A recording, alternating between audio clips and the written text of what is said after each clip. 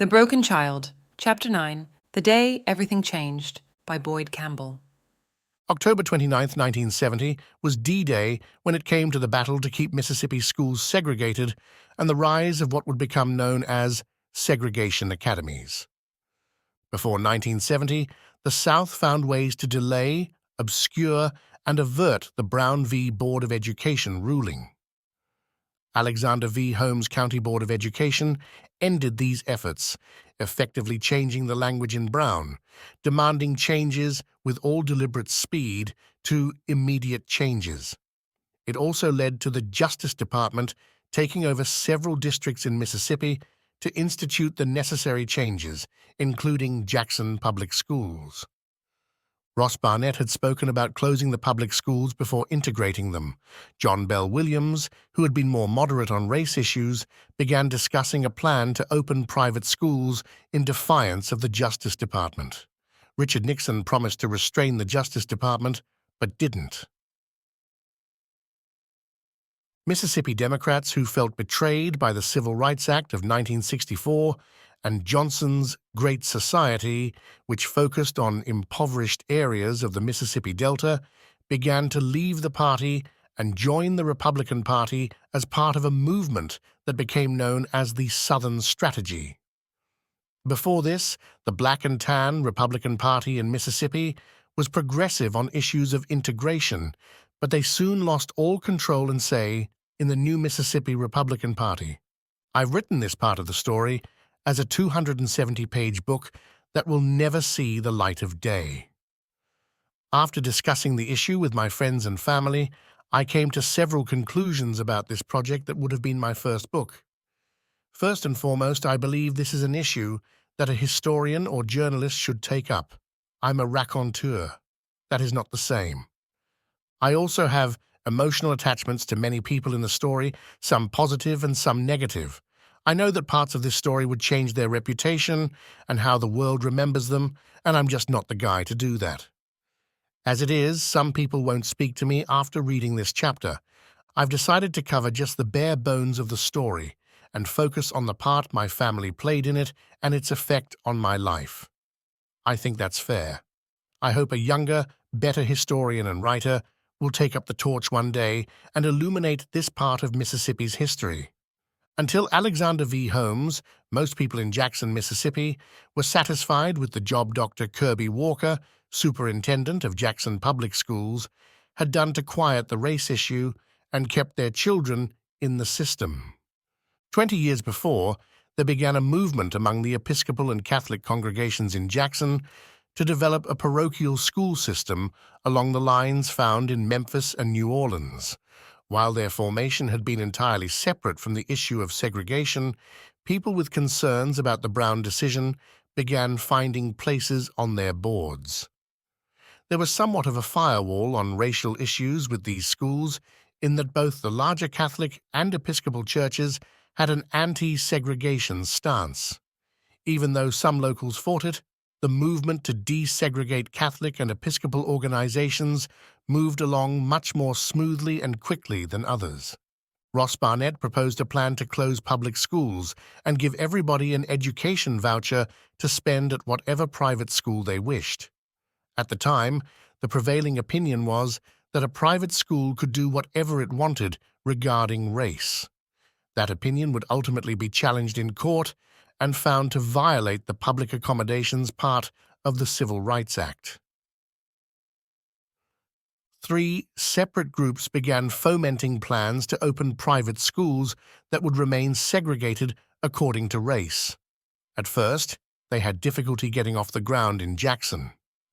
Dr. Walker promised to integrate Jackson public schools without violence, and he accomplished this by having at least one black student in every public school.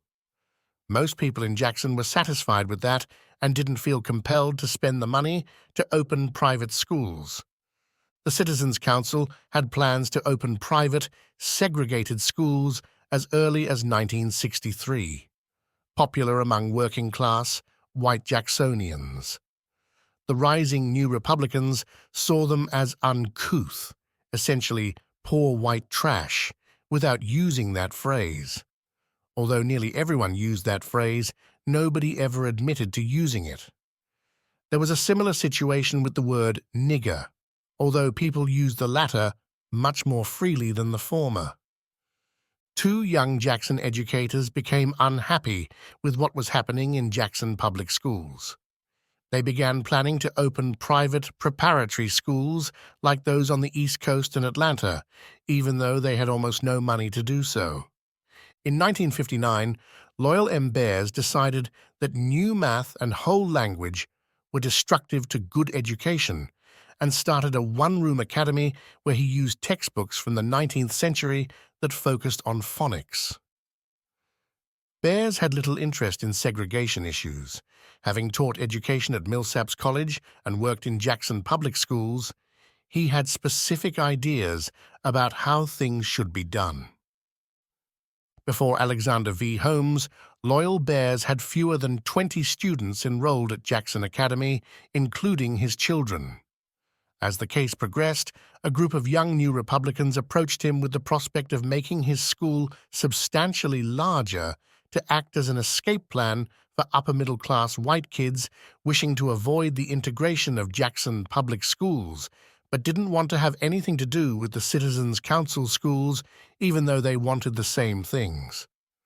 They were interested in doing it, but before 1970, they didn't have the money. Jesse L. Howell had been a successful junior high school principal. Before 1970, he wanted to open an upper-class preparatory school, but also lacked the money.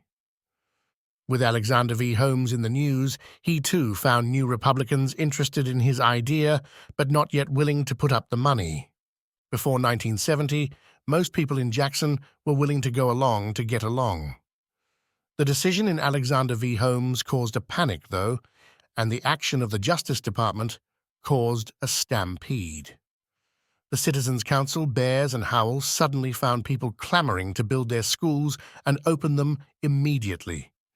In the school business, my father's salesmen suddenly found themselves buried in requests for proposals for entire schools' worth of desks, blackboards, bleachers, and lockers. We stood to make a great deal of money, with one caveat. How do we get paid? St. Andrews had taken 7 years to raise the funds, build, and equip their new school. In 1970, there were plans for 6 new schools to be planned and built in less than a year with no money.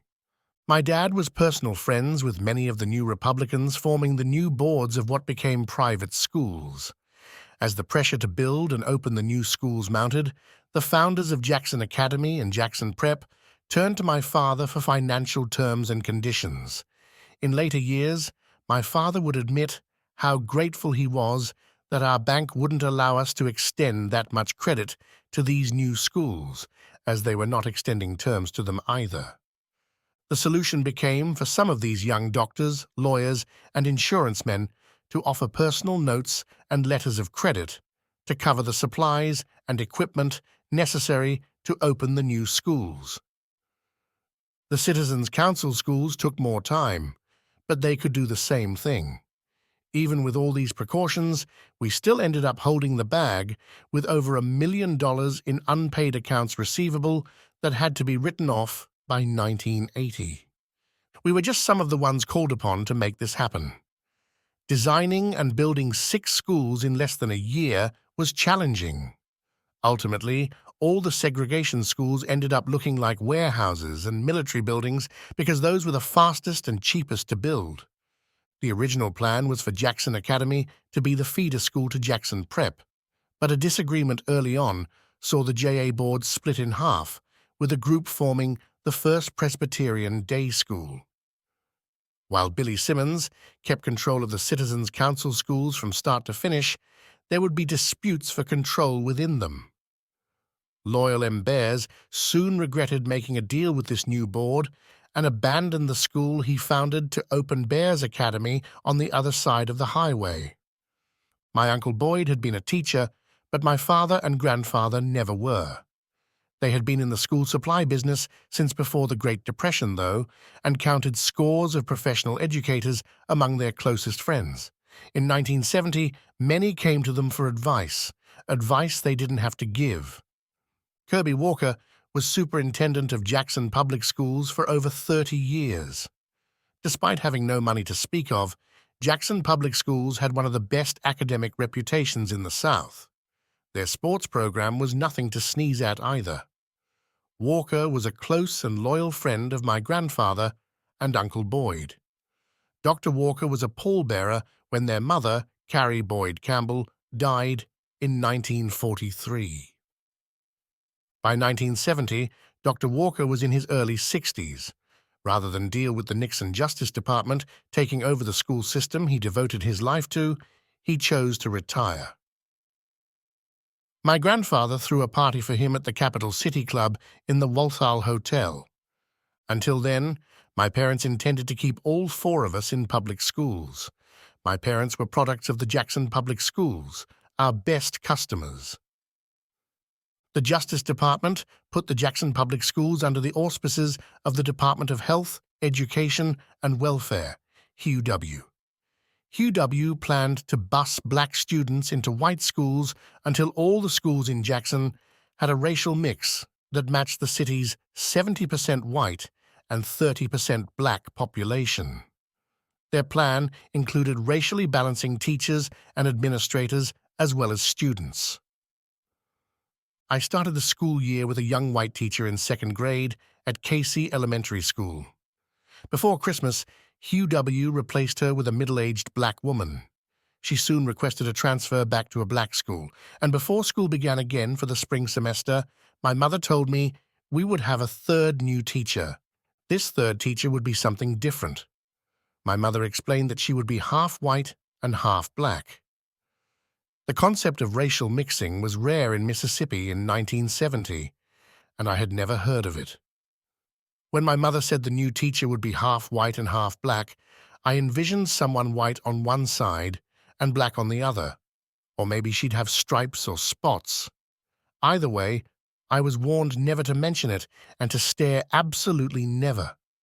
When I met my new teacher, she was a disappointment. Possessed of neither stripes nor spots, her skin could have passed for white, but her facial features were prominently African. Her hair was fine like mine, but extremely curly, and she made little effort to shape it into anything recognizable. In her late 40s, she impressed me as someone constantly tired, uncomfortable with the turn her career had taken, and hoping to serve out her time until she could retire too. While it wasn't our fault, even the youngest student could tell when their teacher just didn't want to be there. Playing gin rummy with my grandfather at the Country Club of Jackson, the freshly retired Kirby Walker, unaccustomed to day drinking, gave my grandfather some earnest advice. "Jimmy, I don't know what's going to happen with the schools in Jackson. You better tell Jim, my father, to get those boys into private school," he said. My father was against the idea of moving us to private school, even though most of his peers pressured him to join them. Daddy's closest friend, Rowan Taylor, was on the Jackson Public School Board and worked to alleviate the panic about schools that happened in 1970. This was a challenging decision.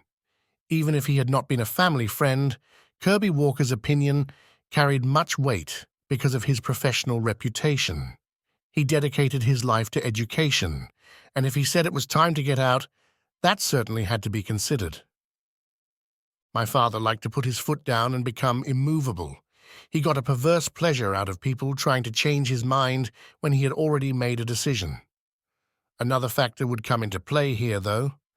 At Casey, my report card showed that I failed every subject. I found it so difficult to speak to my teacher that I had twice wet myself rather than ask to use the restroom. My father blamed the HUW for rotating 3 different teachers in my class in 1 year. Moving us to council schools was out of the question. Daddy had no love for these new Republicans either, so JA or First Press were out.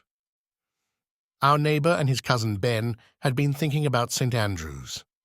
Mildred Peterson, who had been our neighbor when we were on Northside Drive, taught 3rd grade there. St. Andrews didn't yet have a high school, so my oldest brother went to prep. He was given the option to move when St. Andrews opened its high school 2 years later, but he decided to stay where he was. You can trace the white flight that plagued Jackson, Mississippi for the next 50 years to October 29th, 1970, and the ensuing panic. By the following October, over 30% of all the white students enrolled in Jackson public schools would be in private schools, which didn't exist the year before. Although my new school was built before 1970, I would be among them. Thanks for reading a Boyd Campbell. Subscribe for free to receive new posts and support my work.